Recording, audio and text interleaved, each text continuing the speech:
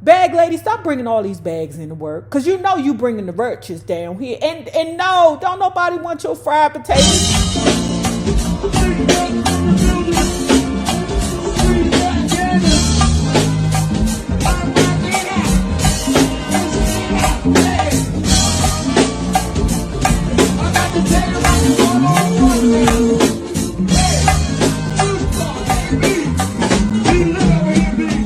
Well, hello there, love bugs. Hello there, Bellas.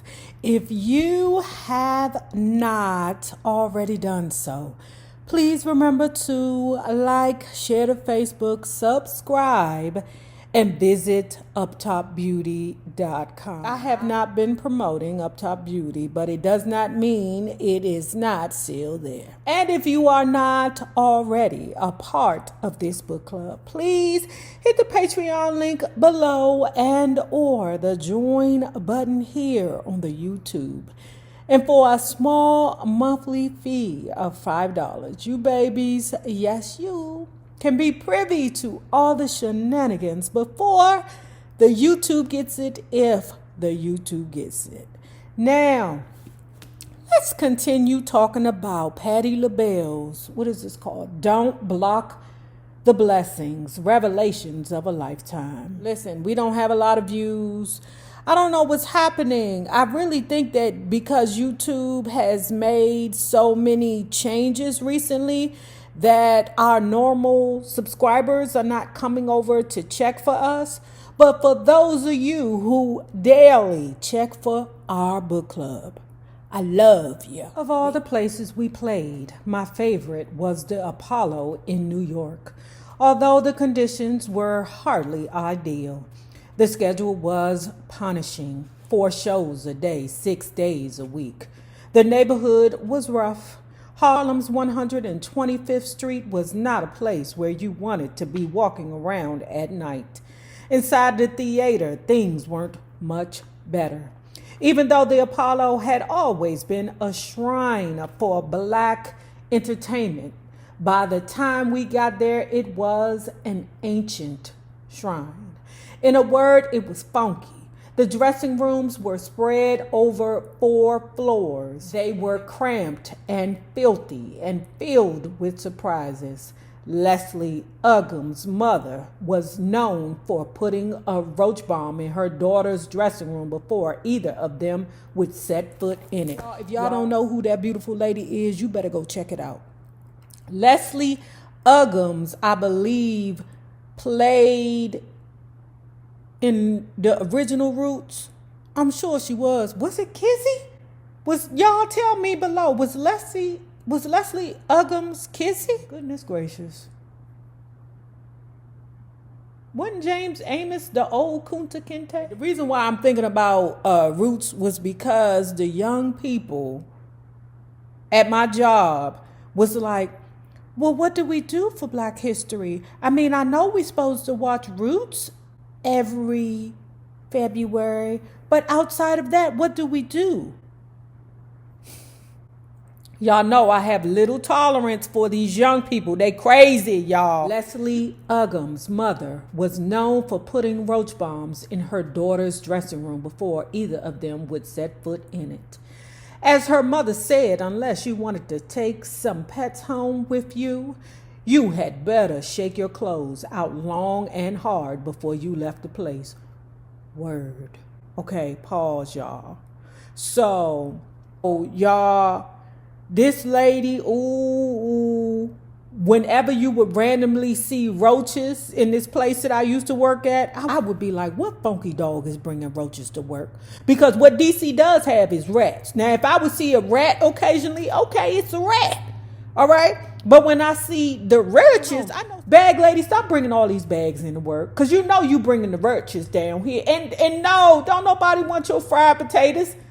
No, because the lady would be like, oh, I made some fried potatoes, y'all. Lady, don't nobody want your fried potato. When Sarah, Nona, Cindy, and I started playing the Apollo, we were the new kids on the block. That meant we were always put in a top floor dressing room, way up on the 4th floor. Everybody who played the Apollo started there. As you worked your way up the record charts, you worked your way down the Apollo stairs, down to the deferred dressing rooms on the lower levels. Only the superstars got placed on the first level of the stage. Our first fan club was started at the Apollo by two fresh-faced teenagers who used to go to extremes to see us.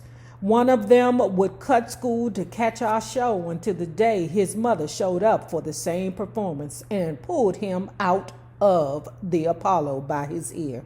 But that didn't stop this kid. Luther Vandross was determined to be on the scene. Luther and his friend, choreographer Bruce Wallace, were members of Listen, My Brother, a workshop sponsored by the Apollo for autistic youth. The membership got them into the theater free whenever they wanted. And when we visited one of the workshop's meetings, it also got them to meet the Bluebells up close and personal. But that wasn't enough for Luther. When I was writing this book, he told me he made up this whole long story to get a personal audience with us. Luther told Peter Long, the Apollo's public relations director, that he had to do a school report on the Bluebells. If he was during February, because back in the day, and I don't even know if they still do this, but back in the day, February, you had to do some kind of Black History project. Just like a certain month out of the year, you had to do a science project. I don't even know if them ninjas have to still do these kind of things. And if they cut that out of the curriculum, it is a tragedy to Black youth. Make these people learn about their blacks. Did I do Diana Ross one year? I think I did. But you had a choice to do whatever you wanted to do. You could do an explorer. You could do a scientist. One year we did an athlete. And I said we because it was my mammy, my daggone mama. She would do the damn Black History project. I would win every year because my mammy was doing it. And just gladly walk up there and accept my award. Thank you, Mommy. She always was on it. My mom was a Pisces, so she was very creative. We did George Washington Carver. And it was a Black explorer by the name of John Henson. I think his name was John Henson or Jan Hansen. I'm sure we did Diana Ross one year. Josh Gibson. It was a couple of others. I don't know why I specifically remember those. I don't know. And the one year that I had to do my science project by myself, child, that shit was terrible. It was the terrible, awful. I'm like, Mama, you won't let me do this shit by myself? It was a terrible, awful. Of course, I didn't win that year. Because I came up with the concept of a volcano, and it was 13 other volcanoes there. If he didn't get an interview, he said he would flunk. Girl. Peter bought it, and though I was running an errand at the time, Luther got his interview with Sarah and Nona. Not long after that, Bruce and Luther founded the Patti Labelle and the Bluebells fan club. Bruce was the first president, with Luther serving as his vice president. The show Backstage could be better than the one out front. There was a little catwalk up in the ceiling that hung over the stage, and Gladys Knight was known for going up there and dropping chicken bones on people's head while they were performing. Girl, me? I preferred the basement to the catwalk any day. In the basement, you could always find a card game. It seemed like half of Motown's male stars were down there playing and gambling. Smokey and the Miracles, Marvin Gaye, David Ruffin, to name a few. Of course, whenever there was a bunch of guys around a card table, there was money to be made. And when there was money to be made, I was sitting at the table. A lot of times, I was the only girl in the game, but thanks to Daddy, I could hold my own. Poor Chuck Jackson. I used to win all his money. I lost my fair share too. Once, when they cleaned me out, I had to borrow 99 cents from Cindy to buy a basket of fried chicken wings. After that incident, I devised a plan. In the morning, I would buy myself 2 hot dogs from the stand on the corner. Y'all remember when we used to eat hot dogs from the stand? When you think about it nowadays, you'd be like, ugh, why did we even buy that shit? There's no cleanliness nowhere. Like they weren't even using sanitizers or gloves. Here go your hot dog. Good, what you want on it? Just thinking about how filthy and disgusting that place probably was. And you know it was Roaches. But then again, let me shut the hell up, because I'll be the first one in line to buy a lobster roll off a food truck. I devised a plan in the morning. I would buy myself 2 hot dogs from the stand on the corner. To keep them warm throughout the day, I would lay them across the bare light bulbs in the dressing room. That way, even if I lost all my money, I wouldn't go to bed hungry. I had my dinner. I don't even want to tell you how many light bulbs burst when my hot dog grease dripped down on them. In those days, the wolf was always at the door, in more ways than one. But losing money at the gambling table and losing weight living on 2 hot dogs a day wasn't the worst of it. When you're young, when you're new at the game, there's always somebody lurking out there waiting for the perfect moment to take advantage of you. That moment came when I least expected it. We were appearing at the theater in Brooklyn on the bill with America's heartthrob, Jackie Wilson. In his prime, Jackie was the man. He was known as Mr. Excitement. And if you ever saw him perform, you'd know why. Well, I heard it's because he used to eat a handful of salt and sweat on stage. And all that salt is what eventually killed his ass. Am I wrong? Do I got the right person? Yeah, I got the right person. He was known as Mr. Excitement. And if you ever saw him perform, you know why. From the moment he stepped on stage in his shark skin pants, Jackie drove the women crazy. He was a former Golden Gloves champ and had the world-class footwork to prove it. It was just like Beverly Lee of the Shirelles said. He was like a slinky, powerful leopard on stage. There was nothing he couldn't do there.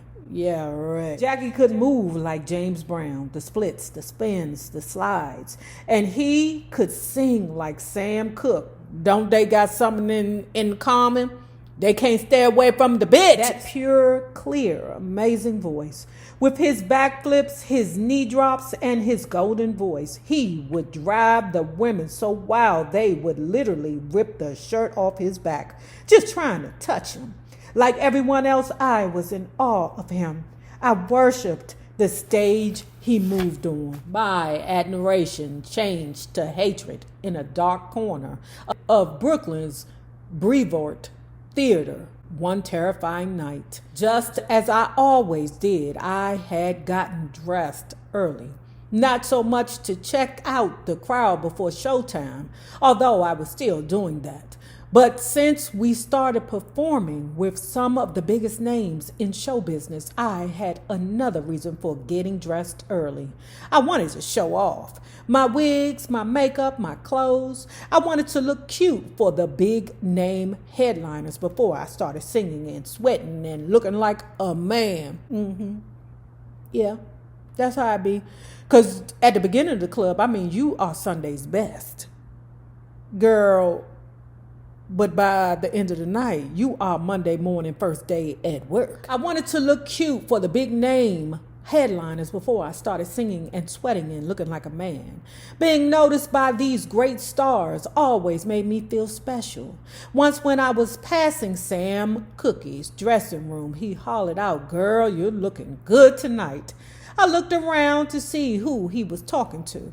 When I realized I was the only person there, it felt like somebody had given me $1 million. Sam Cooke thought I looked good. Little Patsy Holt. I thought I had died and gone to heaven. I try my best to look good at work every day. Now, I know sometimes when I'm on camera, I just be anything. I know. Don't be mad. You know, and I know you like, Nay, more people see you on the internet than they do at work. Not necessarily, but y'all, I be so beat down from my my Tuesday through Friday. I be beat down that I don't even have the energy to get in front of y'all and be cute. Like now, I just got on a sports bra, some pajama pants, my thickums. I don't even have no makeup on, y'all. I'm sorry, y'all. I'm sorry. I just can't give it. Forgive me. On this night, though, I got a very different reaction. This was to be no pleasant surprise. It was a terrifying shock, one of the most frightening experiences of my life. I was making my way down a dark corridor headed for the stage when it happened. Somebody reached out and grabbed me from behind, pinning my arms against my sides. Before I could scream, a large hand covered my mouth. That's when I realized there were two people. Taking a ride on the east side, made a left on MLK. What a beautiful day, what a beautiful day. Riding high on the west side, looking for a hood rat to play. Won't you come out and play? Won't you come out and play? Hey, taking a ride. Hey, hey, on the south side. Ooh, ooh.